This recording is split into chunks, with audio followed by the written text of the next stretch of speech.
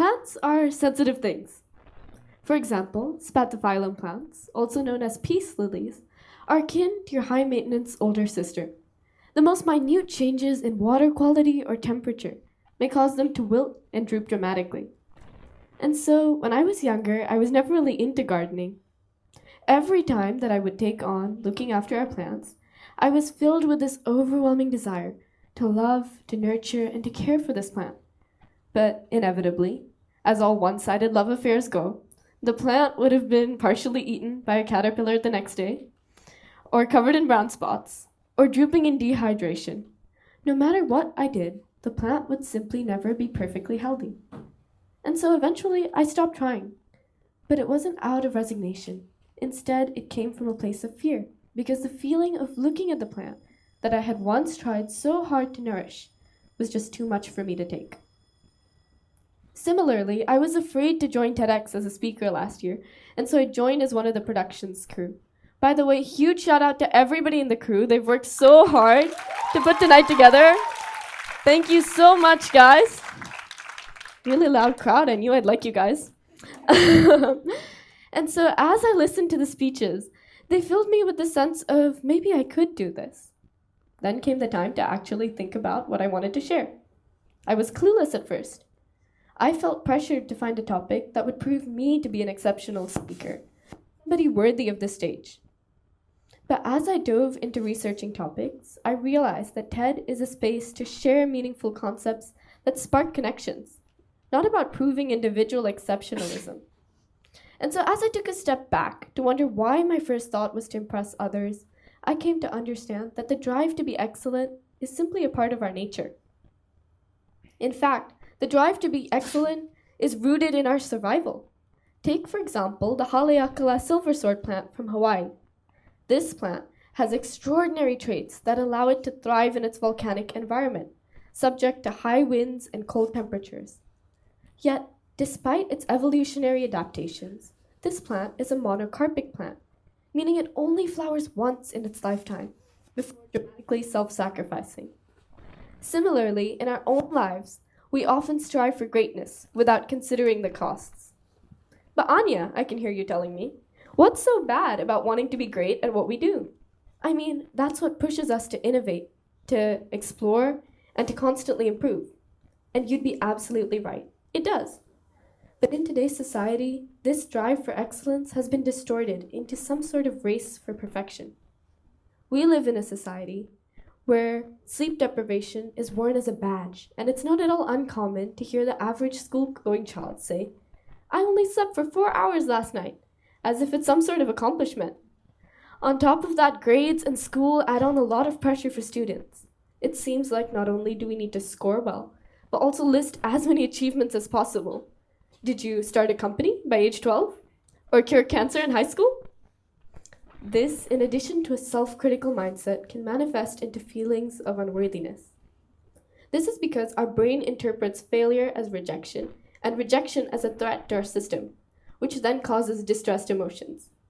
It's with this same logic that we don't feel depressed over losing a game of, say, Monopoly. Or maybe you do, to each their own. But we do get greatly affected by things that we perceive to have a greater risk or threat associated with them, like school or jobs. For me, I remember my parents would always push me to climb all the way up our local playground's rock wall. Granted, it wasn't high at all, but to toddler Anya, even a 3-meter wall had me running to my dad in fear. And so every time we visited that playground, I would beg my parents to play games on the other side, preferring to distract them instead. As I grew older, this fear of climbing then translated into a broader fear of failure. If I wasn't immediately good at something, I felt like I was letting myself and everybody else down. I remember the look of disappointment on my dad's face as he carried me down, a look that stuck with me. I never wanted to disappoint my parents ever again. It wasn't their fault. They just wanted what was best for me, and I think every parent goes through that phase. But that self-inflicted pressure to succeed at every given point quickly became a heavy burden. Interestingly, when given the space to explore without the fear of judgment, I discovered that I could find genuine joy and even love the things that I once feared. Today, rock climbing is one of my favorite hobbies, and it's taught me that good things take time. And when we're given the space to explore without the fear of judgment, we can discover genuine passion. Unfortunately for some of us, excelling in one area simply isn't enough. Maybe you were raised with the belief that you could achieve anything, or you were being placed in advanced classes for everything. Maybe you were the kid that other parents compared their children to. Maybe you were given labels such as gifted or ahead of their age when you were younger. Regardless of what it is, we all have this internal expectation that everything we touch should turn to gold. And then when we do come across something we're not good at, it can be damaging to our self-esteem. For many, this manifests into existential anxiety, a fear of not living up to your own potential, the need for instant gratification and constant validation, and a whole lot of making excuses. This is something that took a hold of me personally, but I know I'm not the only one. From the days when I throw a tantrum just because my handwriting wasn't neat enough, to recently, when I nearly gave up on dance after 10 years just because I didn't like the way one piece turned out, my need to be good at everything has always shaped my identity. Being told that I was ahead of my age as a kid meant that I was so used to nailing everything on the first try that I began to perceive mistakes as unnatural and indicative of incompetence. I thought that I would continue to shine academically through high school, lavishing in endless heaps of good grades. And so when I got my first maths test back, I was in for a rude awakening. After that, I began to receive feedback on essays I had submitted. First of all, feedback was a foreign concept to me. It took me a long time to come to terms with the fact that in a class already so full of brilliant minds, there was not a single original thought that I could make. Everything I wanted to say or write or do had already been executed better. From my experience, exceptionalism is exhausting, leaving you burnt out and constantly in a state of tiredness. Maybe you haven't been able to relate to anything I've said so far. Okay, so I'd like to ask you a question. By a show of hands, how many of you in here think that you're pretty smart? Okay, I see a lot of hands. And how many of you think that you're not that smart? Okay, I see a lot more. Regardless of what you answered, I'd like you to notice how quickly you jump to a judgment. This may indicate that you may have a fixed mindset. A fixed mindset is when we believe that our abilities and skills are set in stone, unchangeable. And this can lead to a fear of challenges or situations where we might not succeed at first. On the other hand, a growth mindset believes in improvement through effort and dedication.